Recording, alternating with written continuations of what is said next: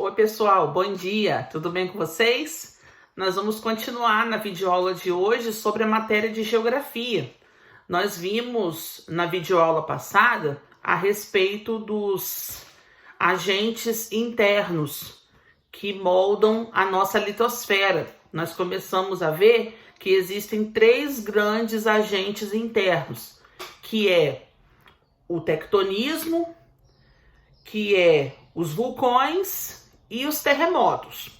Nós vimos na aula passada, juntamente com a correção dos exercícios, só a introdução e nós falamos um pouco sobre o tectonismo.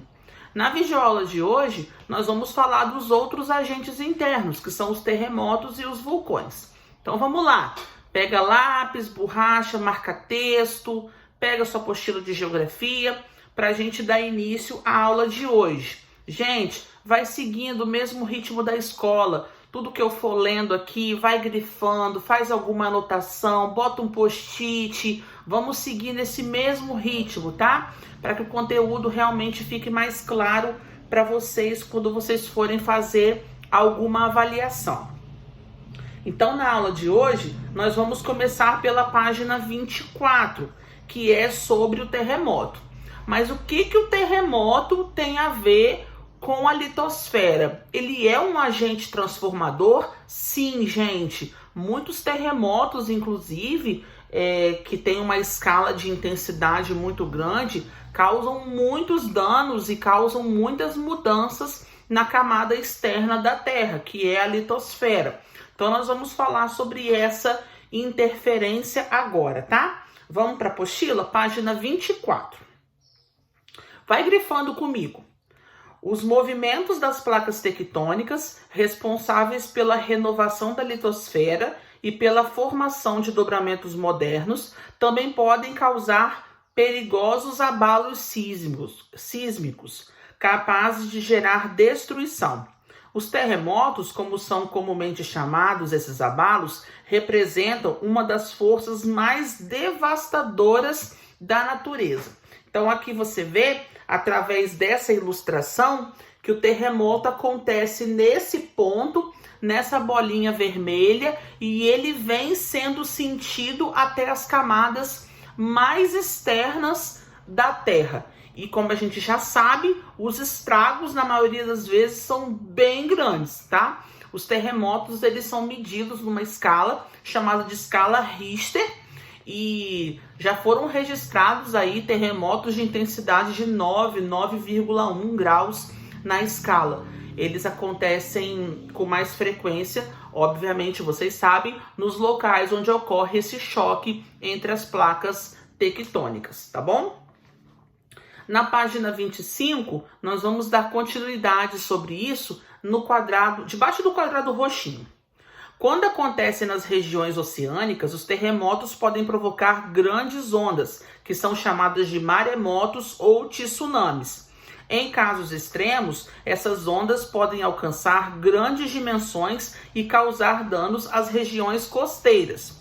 Foi o que ocorreu com o tsunami que atingiu diversos países do Oceano Índico em 2004, em particular a Indonésia, a maior afetada, com mais de 35 mil mortos. Então vamos lá, se esse abalo acontece na parte de terra continental, terremoto. Se ele acontece no fundo dos oceanos, maremoto. E ele provoca ondas gigantes que são os famosos tsunamis. Acredito que você já deve ter assistido algum filme que fala sobre isso, ou assistido vídeos na internet, porque realmente causa muitos impactos e gera também nossa curiosidade quando a gente vê aquelas ondas gigantescas. Parágrafo de baixo. Os tsunamis se formam quando um tremor no assoalho oceânico ocasiona um deslocamento vertical da água para cima. Inicialmente, trata-se de uma onda de poucos centímetros sobre grandes profundidades. À medida que vai atingindo as águas mais rasas, perde a velocidade. O deslocamento pode alcançar vários metros de altura. Aí no cantinho tem uma ilustração mostrando onde que esse tremor aconteceu e como ele está sendo trazido até a praia, que depois acaba atingindo as cidades também. Vamos para a página 26, que agora nós vamos ver o terceiro grande agente influenciador da nossa litosfera, agente interno, hein? Você pode ver que você está estudando somente as forças do interior da Terra. Você ainda não está vendo quais são as influências externas. Já já nós vamos falar sobre isso. Vamos falar então sobre os vulcões. Vulcanismo é o processo pelo qual o material magmático presente no manto terrestre chega até a superfície, passando então a ser denominado de lava. Já os vulcões são aberturas na superfície da Terra por onde o magma é expelido. Em geral, um vulcão se forma quando uma elevação ou uma montanha é erguida pelo acúmulo de lavas. Esse formato é bastante comum, mas não é o único possível.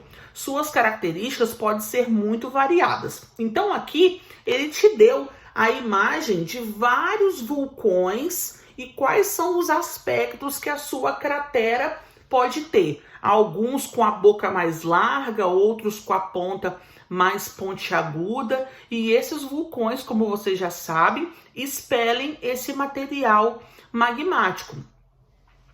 Vários vulcões pelo mundo afora estão adormecidos, já não entram em atividade durante muito tempo, mas nós temos centenas de milhares de vulcões ativos.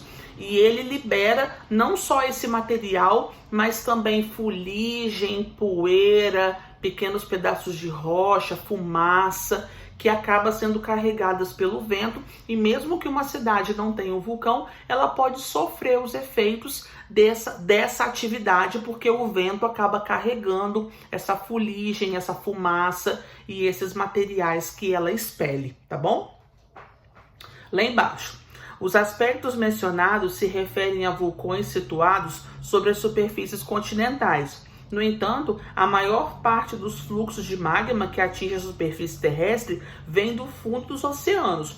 Normalmente são grandes fissuras, fendas submarinas preenchidas por material magmático. Lembra daquele movimento de placas que provoca uma grande fenda? Aquele espaço acaba sendo preenchido pelo material magmático que está vindo do interior da Terra. Contudo, pelo fato de os solos associados aos vulcões serem férteis, existem comunidades de pessoas que se desenvolvem próximos a ela. É muito arriscado, a gente já sabe, viver perto de vulcões, principalmente os vulcões que estão ativos. Porém, tem muitas e muitas famílias e comunidades que vivem perigosamente perto desses vulcões, porque o solo da região acaba sendo extremamente fértil. Mesmo quando a erupção de um vulcão não é violenta e acontece distante de áreas habitadas, pode vir grifando comigo, hein? É possível haver problemas para as atividades humanas, principalmente em razão das cinzas lançadas no ar, as quais podem se deslocar por milhares de quilômetros e atrapalhar o tráfego aéreo, por exemplo. É o que eu abordei com vocês agora. De repente a pessoa pode pensar, na minha cidade, na minha região, não tem vulcão, mas a sua cidade pode ser afetada por um vulcão localizado a quilômetros de distância, mas porque o vento acaba carregando essa fuligem e essa fumaça que é liberada pelo vulcão, tá bom? Bom, na página 27, nós temos algumas observações aí, nós não vamos falar sobre isso. Na página 28, nós temos alguns exercícios. Eu vou deixar aqui na caixa de descrição quais são as páginas para vocês fazerem. E na próxima videoaula, nós vamos começar a falar dos agentes externos. Quais são os agentes externos da Terra que acabam moldando e influenciando na litosfera. Mas vou deixar esse assunto para um próximo vídeo. Temos mais algumas coisinhas para fazer aqui na caixa de descrição. Gente, foquem nos estudos, mantenham uma rotina, tentem entrar diariamente para não acumular atividades. Já tem atividade avaliativa em andamento aí, perto de vencer. Então, olha, fiquem atentos. Qualquer coisa é só me chamar. De segunda a sexta-feira, estou à disposição de vocês. Morrendo de saudade. Beijo. Tchau, tchau.